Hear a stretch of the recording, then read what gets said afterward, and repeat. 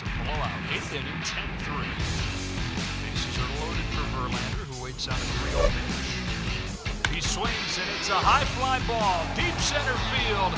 It is gone. Home run. And a huge bat flip to celebrate. All right, Ben, start the show already. What is up, everybody? Welcome into Flippin' Bats. It is NL East preview day. This division is gonna be a doozy. I am joined, as always, by Alex Curry. Alex, the NL East, it was crazy last year, and call me crazy, it got even better. That was what I was gonna say. This was one of the craziest divisions down to the wire. It literally came to the last couple games of the season. And the craziest part? We had 3 teams from this division in the postseason, but not the first place, not the second place, the third place team. The Phillies are the ones that made it to the World Series. So this is crazy. Let's start off by taking a look, actually, at last year's standings. Oh, look at this. Both the Mets and the Braves, 101 and 61. The Braves via the tiebreaker, taking the NL East title last year, which the Mets met it. The Mets blew it down. They did it to themselves. Yeah. And I was saying all year long they wouldn't do it. And it wasn't that series against the Braves. It was a series against the Cubs that it turned. They should have won, but they did not win the division. They did met, as I said they wouldn't do all year long. Braves win the division. Mets in second. Phillies 87 and 75 and NL champions. Yep. Miami Marlins 69 and 93. I would not expect that this year, but we'll talk about the Marlins. And the Washington Nationals 55 and 107. I might expect that this year, but again, we'll talk about that as well. This division, I'm excited. I've been excited for this NL East preview because this team, everywhere you look, superstars. I mean, I think it's fair to say if this division doesn't end up with 3 playoff teams, it's probably a failure for the NL East. The same 3 playoff teams that made it last year should be. So let's start with the Mets. Let's start with the Mets. Because they've got some pretty good new players. I don't know if you're familiar with one of them. You might be related to them. Start with their additions and who they lost. May or may not be. May or may not be. We'll go through every team. Most important hitter, pitcher, breakout player, notable additions, subtractions even, and then our division predictions and Cy Youngs and all that stuff at the end. So this is going to be fun. The Mets, their notable acquisitions, as you alluded to. Justin Verlander, the reigning Cy Young Award winner. The last 2 years he's pitched, he's won a Cy Young Award. His age might say he's 40, but on the field, he does not look 40. I tell you that much. So the biggest addition of all for them, Justin Verlander. Kodai Senga, big addition. Jose Quintana, David Robertson in the bullpen, Tommy Pham offensively. Those are some of their big additions. Notable losses, the most notable of all being Jacob deGrom. Extremely, extremely talented. When healthy and pitching, one of the most dynamic, disgusting pitchers on planet Earth, if not the most disgusting pitcher on planet Earth. Chris Bassett and Taijuan Walker. So you'll see a theme here. A lot of the notable acquisitions, starting pitchers. Yep. A lot of the notable losses, starting pitchers. So kind of just a big flip of the rotation with Max Scherzer staying put in there. But yeah, those are some of the big moves for him. Yeah, and they're a lot done, spending a lot of money. They were a 100-win team last year. Should be a World Series favorite this year with everything they're putting in. So let's focus on some of the players we should watch, starting with hitter. What hitter should we be watching on this team? For me, it's Francisco Lindor. Lindor is the heartbeat of this team. He signed the massive contract when he came there and did not live up to the hype that first year. And last year, he was unbelievable. So for me, Lindor, this offense isn't necessarily the deepest offensively. You need your guys to be guys. And having Francisco Lindor, who's a superstar and arguably the best shortstop in baseball, one of the best for sure, he's the hitter to watch on this team. Now, we mentioned a lot of the transitions, who they got, who they lost, was all around pitching. So who is your pitcher that you're going to be watching this year? This might surprise some people. It's not Justin and it's not Max Scherzer, because to me, you kind of know what you're getting with those guys. And I'm not going to say they're both going to put up Cy Young years, but we all know Justin Verlander and Max Scherzer. We do. Yeah. For me, it's Kodai Senga. Coming over from Japan, a huge addition. Paid him a lot of money. Everybody's excited to get him. He was nasty over in Japan. He's coming over with his ghost forkball. But you can't overstate enough the transition from Japan to the United States and how extreme it is. As a pitcher, it's extreme. The baseball is different. The batters are different. As just a human being adjusting to life, I can't imagine how difficult it is for him to come over to the other side of the world with just a translator that speaks his language and having to adjust to everything. So to me, it's the adjustment. Is Kodai Senga going to be an ace of a staff kind of guy, or is he going to be a back end of a rotation kind of guy? If you can pair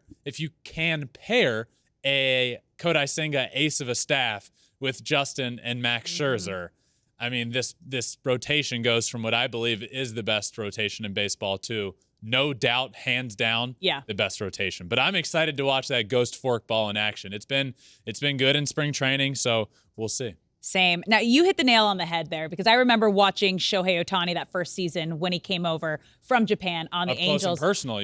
I was covering the team as a team reporter, as a part of the broadcast, and there is an adjustment period, no matter what. Like, as you mentioned, even just from the mound being different, the ball being different, the culture, the language, everything. There is an adjustment period, but he's surrounded with the right people, like your brother, a veteran. He's got his people. He's going to figure it out. Just, give him a couple weeks to figure it out out of the gate. He also mentioned that Justin is one of the reasons he wanted to play for the Mets, which I thought was really cool. That is cool. Yeah. That's cute. Okay, let's move out to breakout player. Oh, this one's easy for me with the Mets. Yeah. Brett Baty. This guy is the future at third base. He had a really good spring training. I'm really excited to watch him, and I think the world will be put on notice by the year Brett Baty will have. I think he breaks out in a big way. I think he ultimately takes over that third base position full time for the Mets, and I think we see him there for a long, long time. This guy is going to be a stud, left-handed hitter, hits rockets, and plays good defense. I'm excited to watch him. They're going to be a fun team. They're going to be a dangerous team, and let's just fingers crossed that they're over the hump of Metting. One thing I will mention is the whole Carlos Correa situation that I know Mets fans don't love to hear about and talk about, but Steve Cohen was vocal about we needed one more bat, and this was it when they announced that he had signed there. Yeah. And obviously we all know what happened. That fell through. He didn't end up signing there, and he's with the Minnesota Twins. This is a bat, the guy I'm talking about, Brett Baty. You look at the lineup right now compared to what it was last year, it's the same lineup that we saw kind of lay an egg in the playoffs. But if it adds Brett Baty and he can be a stud, it adds so much depth to a lineup that it is a solid lineup. Mm-hmm. But as Steve Cohen mentioned, we needed that one bat. He thought at the time it was Carlos Correa. Everybody did. Maybe it's Brett Baty. All right. Let's hope so. Let's move on to the National League champions, the Phillies. They got a big name. I'll say that they picked up a big name this year. Let's go through their additions and who they lost. Look, the main addition was the guy. They had a hole. Yes. And they filled it perfectly. Trey Turner is now a Philadelphia Philly, and man, what he brings to this Phillies lineup now that just felt and shoot, they were in the World Series. I mean, they were an unbelievable lineup, and they were there because of their lineup. But if you could point to a hole, it was okay, they need a middle infielder. And boy, did they get it. Yeah. This is the perfect fit. Trey Turner is one of the most dynamic players in baseball. He is a five-tool player. He does it all. He's one of the fastest players in baseball. He hits for power. He hits for a high average. He steals a ton of bases. It's the perfect fit, and he was the big addition for them, but it's not all they did. They added Taijuan Walker. I mentioned the Mets lost Taijuan Walker, flipped him over to an NL East squad. He's now with the Phillies. But a few names in there that we could talk about, but the big one, it's Trey Turner. Yeah. He's now a Philly, and I'm excited. That lineup is going to be dangerous. Especially once they get Bryce Harper back from Tommy John surgery. It is, whew. Best lineup in baseball? feel like when Bryce Harper's back. Compare it to the Padres. Oh yeah. Yeah, Oh, that's okay. tough. You can't with the Padres. It's close though. It's close. Let's Not without Harper. We'll revisit once Harper's back and see who's healthy at that time of year. Then we can talk. No, you're right. You're right. Yeah. I was just. That's tough. We're talking in at least my We mind are. doesn't go elsewhere. But okay. It's the Padres are on. All right. Well, we're talking hitters. So who is your hitter to watch on the Phillies? Phillies. Most important hitter for me is Nick Castellanos. I just talked about how this lineup it is one of the best in baseball, hands down. Nick Castellanos comes over last year. Nick had been one of the best hitters that the game has had for a few years, going from the Tigers and then the Cubs and then signing that big deal with the Phillies. And he, to be quite honest with you, didn't have a Nick Castellanos-esque season. Good? Mm-hmm. Yes. Great? No. What we've expected from him? No. He was 263 last year with 13 homers. I'm not expecting that this year, but that's why he's the most important hitter for me. I could have picked anybody in this lineup. They're that good and they're that deep. That's why I picked Nick, because if he can have a year that we know he can, shoot, then we really might be revisiting that best lineup in baseball conversation, and it gets a lot deeper and a lot better. So Nick Castellanos for me, most important hitter for the Phillies this year. All right, let's move to the mound. Who is your pitcher to watch? Aaron Nola. Aaron Nola for me. Zach Wheeler is Zach Wheeler. Aaron Nola for me has kind of teetered his entire career with that edge of elite or really good. I believe he can be elite, but what's holding him back is these stretches he'll go on that just leave me scratching my head of what? This isn't the Aaron Nola that I believe can be an ace of a staff.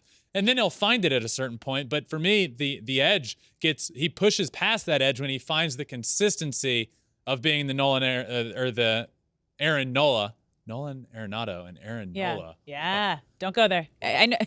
Don't go there. Don't do it. But Aaron Nola can be an elite guy in this game. To me, he's right on that edge, and this can be the year that he pushes over it. He just has to cut himself out of those weird stretches that he often goes on. But really solid year last year, 3.25 ERA, 235 Ks and 205 strikeouts. In 205 innings. Really good. Yeah. But he can be that elite guy. I do believe he can. I like that you skipped almost elite. It's like he's either elite or really good. Not right there in the middle. Yeah. Yeah.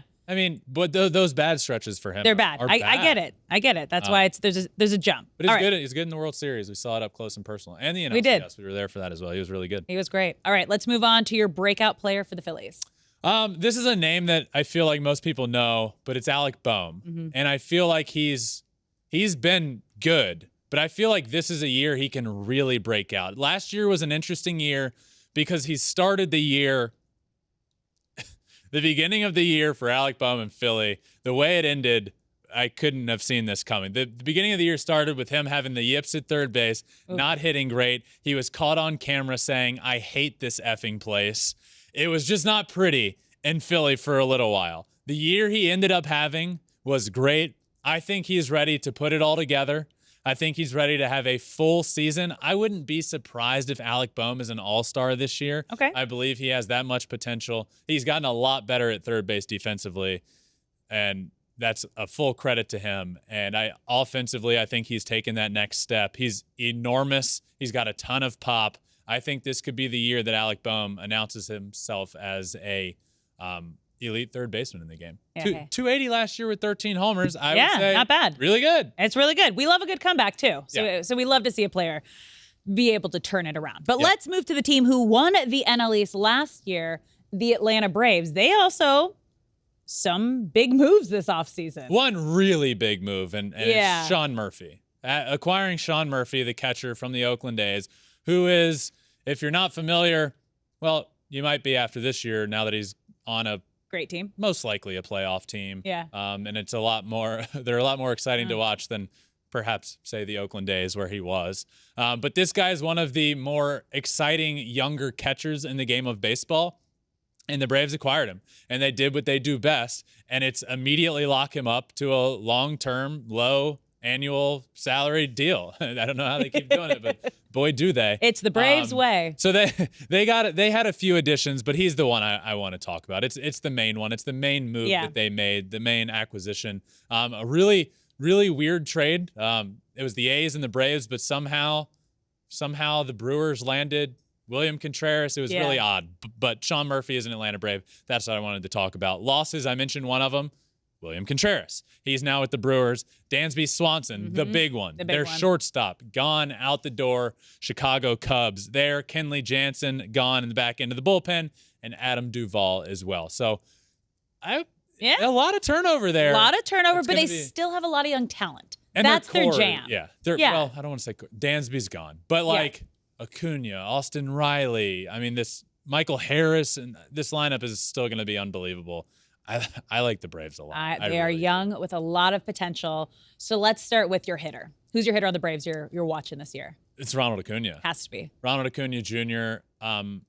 For a few years was an MVP caliber player and a 40-40 kind of guy. I believed and still believe he can get back to being a 40-40 player. He didn't get there. I believe he was like one stolen base or home run 1 year away from becoming a 40-40 player, 40 home runs, 40 stolen bases. That's how dynamic he is. And was, because his career did take a turn when he tore his ACL in the outfield, like just a day or two before the All-Star break in Denver.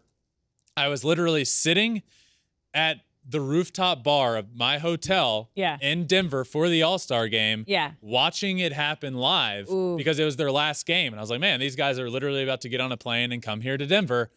And I saw Ronald Acuna track a ball in deep right field and tore his ACL, and it was just heartbreaking to watch.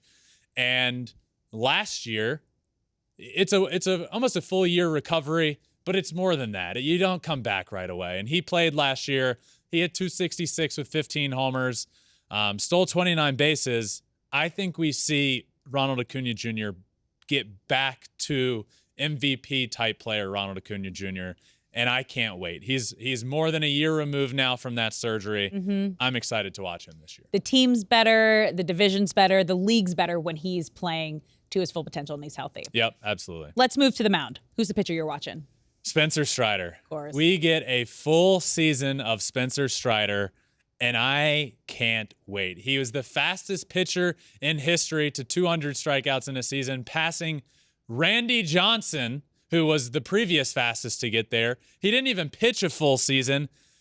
We're going to talk a lot about Spencer Strider this year. I have a feeling I'm going to be talking about him a lot. This might be a spoiler alert, but when we do our full season award predictions, you might hear Spencer Strider's name come up from me. That's how good he is. Last year in limited time, 11-5, a 2.67 ERA, 202 strikeouts, and get this, 131 and 2/3 innings. I mean, that ratio is unbelievable. We're going to get a full season of Spencer Strider, and it might be one of my most exciting things this year is getting to watch him pitch. Also, the mustache that he rocks. I like that you call it a mustache. Yeah, it's elite. It is elite. All right, breakout player for the Braves. Who is it? Vaughn Grissom. We saw him last year come up, and he was really good. Very, very limited time, though. And not near the pressure of being the starting shortstop for the Atlanta Braves when you're expected to be a serious favorite to win the National League.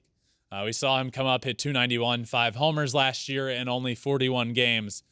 I think he's the breakout player for the Braves. It's the Braves way. Now, that's for sure. Now let's move on to Miami, to a team with a lot of potential. I'm excited about him. A lot of potential for the Marlins, starting with their newest additions. Yeah. Luis Ariz is the big one. AL batting champion last year. He gets flipped in a deal with Pablo Lopez. Spoiler alert, he's gone. Luis Ariz is in. Gene Segura, Yuli Gurriel. Gene Segura coming over from the Phillies, Yuli Gurriel from the Astros. Luis Ariz is the big one. Those are the additions. Subtractions, Pablo Lopez and Miguel Rojas, to a degree, went to the Dodgers. So those are the additions and subtractions. I know I mentioned it. Yeah. I am excited. And it's tough you have to temper your expectations because it's the NL East. Yep. And it's going to be very difficult. But they're not going to go, I forget what, 60-something and 90-something last year. I don't think that happens. I don't. Yeah. No, like I said, lots of potential. Yes. So let's dive in first. Who's your hitter to watch on the Marlins? Jazz Chisholm Jr., baby. I love the guy. He's a friend of the podcast. One of my favorite interviews I've had. The guy's baseball IQ is next level. His preparation is unbelievable. I'll never forget a story he told me, and it just kind of changed. Like, the fact that he's able to do this just screams to the athlete that he is. He last year, before a game, somebody was saying that like he was watching. This is what it was. He was watching film on King Griffey Jr. Okay. Right, one of the most beautiful swings of all time. Was watching film on him and said, "Man, I want to do that. I want to do that." It was like the King Griffey Jr. famous follow through and like the bat hits the ground. He's like, "I want to do that." In that game, that day, he did it. He hit a homer and he did the King Griffey Jr. It looked just like him. It was unbelievable, and it was all planned. I mean, the interview was great. Great conversation. Great guy, and I think he's definitely the hitter to watch on the team this year. I love that. All right, pitcher to watch for Miami. Jesus Luzardo. Big lefty, nasty stuff. Needs to put it together. Can put it together. I obviously could have said the name Sandy Alcantara because you should watch him every single time he takes the field. He is must watch. The pitcher to watch for the Marlins, because we know what Sandy's going to do, is Jesus Luzardo. He could be a dominant guy in the rotation, a rotation that's already one of the better ones and will be for a long time one of the better rotations in the game of baseball. I think this is a year that he needs to turn a corner and go from a lot of potential guy to he's a guy for us. Love and that. I think he can. Okay, breakout player for the Marlins. Brian De La Cruz. Ooh. Analytics, numbers, advanced metrics, off the charts. End of the year, last year, very, very good. Spring training, you saw it again. I think Brian De La Cruz breaks out this year and has a phenomenal year for the Marlins. Last year, we saw him go 252, hit 13 homers and 43 RBIs. I'm looking for that this year to be up in the home runs in the 20 to 30 range. I'm a big fan. I think he breaks out this year. I love that. All right, let's move on to the final team in the NL East, the Nationals. Yeah, we won't spend a lot of time on the additions and subtractions. The addition, I will say, is Dominic Smith. I like Dominic Smith a lot. Subtractions, Nelson Cruz and Luke Voit. Nothing that's going to move the break meter the bank either way. Yeah. But yeah. I mean, those are moves they made. They sure are. Let's move to the hitter to watch then. Okay, hitter to watch, Joey Meneses. The year we saw last year, this guy just came up and was the right-handed Barry Bonds for the time that he was in the league. It was like, who is this guy? Where did he come from? And how is he so good? Now we get to see him for a full season. We saw him in the World Baseball Classic. We're going to see him now for a full season with the Nationals. He's going to have he's going to be a guy there now for that team based off of what he did last year. His story is unbelievable. He spent 10 years That's crazy. in the minor leagues. And in his first MLB game, he hit a home run last year and went on to hit in 56 games, Alex. Get this. What? 324 with 13 homers in 56 games.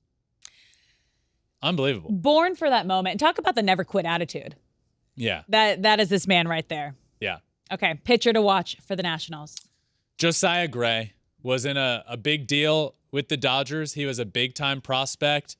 And to be quite honest with you, I haven't really loved what I've seen out of him. Okay. He's a big-time prospect, big-time arm, and it's time for him. It's time for him. He's gonna be at the top of this rotation. He was part of a big trade. He was part of the Max Scherzer and Trey Turner trade that sent Josiah Gray, Keibert Ruiz, who just signed the big deal with the Nationals, behind the plate. Josiah Gray needs to be what I think a lot of people have expected him to be. And last year's numbers of a 5.02 ERA, not going to cut it. So right. I think this year he's the guy to watch for me. I think the potential is there. And there's also nobody else to watch in that rotation. So Hey, that was a subtle jab right there. Josiah Gray's the guy. Okay, let's move on. Breakout player for the Nationals. C.J. Abrams. Big. He was in the Juan Soto trade. Yeah. Padres, sorry. And he was one of the big key pieces. He has the tools to be an elite infielder, super fast. The hit tool is what I want to see more of. Okay. Defense, running, fine. The hit tool, the power, we're not going to see him hit probably 10, 15 homers. We're not going to see that. But can we see gap-to-gap power? Can we see doubles? Can we see triples? Last year, 246, 2 homers in 90 games. Let me see that be 275 with 12. I would love to see that from C.J. Abrams, and I believe he can be that kind of player. I think he breaks out this year. All right. Well, that wraps up the individual team preview. Now we're going to do some predictions. We're going to talk about each of our most fun player in the division, your Cy Young winner in the division, and your MVP for the NL East, okay? So let's get started with your most fun player. My most fun player to watch in the NL East is Ronald Acuna Jr. I'm a big fan of the guy. I love what he's doing for the game of baseball. I was devastated when he got hurt and went down and missed a year. He's come back. He has another season under his belt, removed from that ACL injury, and now it's time to go and be back to Ronald Acuna. I think we get close to a 40-40 year from him. I think the power numbers come back. Stolen bases were there last year. But aside from all of that, the player he is, for me, he's the most fun player to watch because he's the reason when I tweeted out the term and it's turned into a shirt, close your eyes if you hate fun, Ronald Acuna Jr. is that guy. He is so much fun. He will do things that upset the old whatever you want to call it, the old people in baseball that don't like players trotting around the bases and flipping bats. They won't like it. But I love it. I love me some Ronald Acuna. He's the most fun player to watch for sure. I think you're also going to love my most fun player Yeah, who's to yours? watch. My most fun player to watch in the NL East is Jazz Chisholm Jr. Yeah. He has got all the pizzazz. Physically, emotionally, the way he plays the game, the way he talks about the game. It is just electric to watch what he does. Can't disagree I'm excited. at all. Exactly. And Center he's fielder. new position this year, which is also going to be fun to see him, see how he adapts and see how he kind of makes it his own. He even said he's excited to just go all out in a new position. Yeah, he said he wants to win a Gold Glove Award out there. That means he's going 110%. You know that. And to me, that's important, and it speaks to when I said I interviewed him last year. I was a huge fan of the person, the player, all of that. You can say, like, of course he's going to say, I'm going to win a Gold Glove out there, or I want to. That's my goal. That's not so. He's a young player establishing himself as a second baseman, a good second baseman, wants to be an all-star. For a guy like that to go through a change and be asked to move to center field and not say, like, yeah, you know what, like, I'll adjust. Like, I thought I was going to be a middle infielder, but I'll adjust. No, for him to come out and say, I'm excited and my goal is to win a Gold Glove Award, to me, that says a lot. That's the attitude you want. Yep. All right, let's move on to your NL East Cy Young winner. Who you got? I mentioned him earlier. I'll talk about him now. Spencer Strider. Fastest pitcher in history to 200 strikeouts in a season, passing Randy Johnson's record. That's unbelievable. Let that soak in.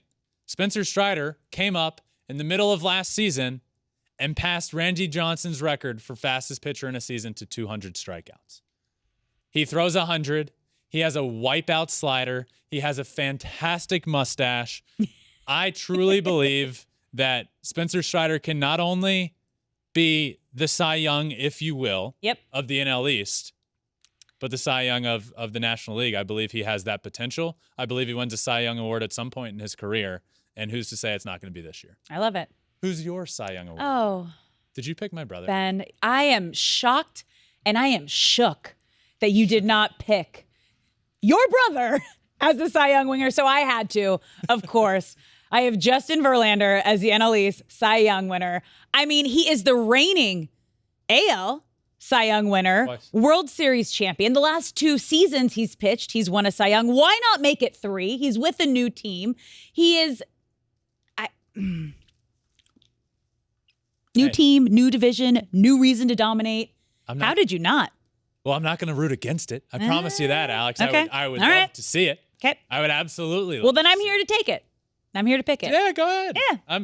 Yeah. I hope you're. I hope you're right. I just trust me. I hope you're right. That is a good pick. You can't go wrong with that. There's a bunch of names in the NL East. There's so many great ones. There's some unbelievable. There's so many just great think ones. about the pitchers that you and I had to pick from for Sandy. this. Yeah. The Braves, Max Fried, Spencer Strider. You could go with Sandy Alcantara coming off of winning the Cy Young Award. Max Scherzer, Zach Wheeler. Yeah. Names in the NL East are nuts. It's great. All right, let's move to our NL East. MVP, who you got? My MVP in the NL East is Francisco Lindor. All right. We saw it last year. He was back in that conversation. He was back to being one of the best shortstops in the game of baseball. He's a leader on that team now. He's a leader in the clubhouse. He's everything the game of baseball needs. Everything. He's flashy. He's got the perfect smile. He's an absolute stud at the plate. He's an absolute stud on defense, a switch hitter. He's in New York City. What more could you want from a superstar? Francisco Lindor is a superstar, and I believe he has another great year and is the best player in the NL East. All right. Who's yours? My MVP for the NL East is new Philadelphia Phillies. Trey Turner, baby. New team, new town, but back with his bestie, Bryce Harper. He's joining an already World Series lineup, one that he's going to have to step up and possibly be the leader of until Bryce Harper comes back from Tommy John surgery. But I'm just so excited. I'm so excited for him. I'm excited for this lineup. I think he's going to have a great year. Yeah, I'm with you. He's the perfect fit in that lineup, and it's a similar situation to when he was with the Dodgers. Like, he doesn't have to be the guy in the lineup. He can be the same sort of table setter, get on base, steal bases, beautiful slide into home. Oof, like, most beautiful slide. It's unbelievable. So yeah, I like your pick. Yep, can't go wrong there. The NL East is full of stars. It's really so is. great. All right, now let's predict your projected standings. Yep. For next season in the NL East. What you got? All right, the NL East is tough. Whoa. So tough. Okay. In the wall are my predicted standings, and at the very tippy top, I have the New York Mets. 96 and 66 is my predicted record for the Mets. I am shocked you don't have them as a 100-win team. So as better than last year now. I'll say this again because I think it's important. Okay. I do think win totals, I think we see less 100-win teams because of the way the schedules are set up this year. Far more travel, more difficult travel, less games against the Nationals, a better Miami Marlins team than last year. Okay. So obviously you still play more division games, but not the 19 we used to see. More games against you still will play plenty against the Nationals, but a better Marlins team, much more difficult travel. You're playing every single team for the first time ever in a Major League Baseball season. Huge win for baseball. So it's not that I think the Mets and Braves will be worse than last year. Yeah. I just think we'll see less 100-win teams. All right. And you definitely think the Mets are going to finally come out on top after holding that first place spot last season, almost the entire season, and blowing it the last 2 weeks. I think this is the year. A big reason why, well, the rotation, I believe, is a lot more stable. And I don't want to knock Jacob deGrom because he is one of the most dynamic and electric pitchers in the world. But when's he going to be out there? If I'm a Mets fan, the second I hear at any point Jacob deGrom is dealing with a lingering forearm strain, but he's okay, I'm not believing that for 1 second. He's probably going to miss half the year. That's the way the mindset has gone, and it's become true. So having that stability in a rotation of guys that have proven to be workhorses, and that's not to say that they're going to be healthy a full year because you never know. But Jacob deGrom created a lot of uncertainty at the top of the rotation. Also, a little bit at what we heard through the grapevine, a little bit of a Debbie Downer in the clubhouse. That was wild. So that's also huge too. Is we were told, even just in the spring training right now, the Mets clubhouse is just night and day from what it used to be now that he's gone. Yep. So that's big. Yeah. So I have them coming in first, and it is very, very, very close, Alex. I do have the Braves in second, finishing 95 and 67. In case you forgot what I said about the Mets, that's one game back. Yep. Right on their heels. Look, both of these teams are unbelievable. Both of these teams are going to be a favorite to win the National League. It will come down to the wire, and it will be about these teams will make the playoffs. What will you do in October? That's what it'll come down to. But I have the Braves coming in second, right on their heels. I feel like the Phillies could even be a little closer in that too, and it might be a full 3-way battle for that first place spot the entire season. Yeah. Yeah. I mean, look, if I have the Phillies in third, Not bad. I have them at 91 and 71. So you think about that. That's the best season they've had in a long time. And it's still right on the, in theory, it's right on the other guy's heels. So in the last week of the year, you're still in contention to win an NL East that just, I'm thinking about it right now. Don't put me on the spot. NL East will be the best division in baseball this year. AL East will be very good. NL East, the East will be very good. And finishing in third and being right there the last week of the year will be just fine. And I think they have every chance in the world to get into the playoffs. All right, moving on to number 4, Miami, improving from last season. 60, what were they last year? 60-something and 90-something. Yeah. I don't think that happens again. Okay. I have them at 80 and 82 this year, taking leaps and bounds forward. I think the rotation is the highlight of this team, but the offense, to me, people are sleeping on a little bit. Okay. Remember, Jazz Chisholm, your most exciting player to watch in the NL East, missed most of the season last year. Hopefully, we see him for a full season. Luis Ariz, the AL reigning batting champion, now right in the heart of your order. I like Brian De La Cruz, who I believe breaks out this year. This lineup will be sneaky. Okay. Oh. You wanted to say good. Sneaky. It was okay. close.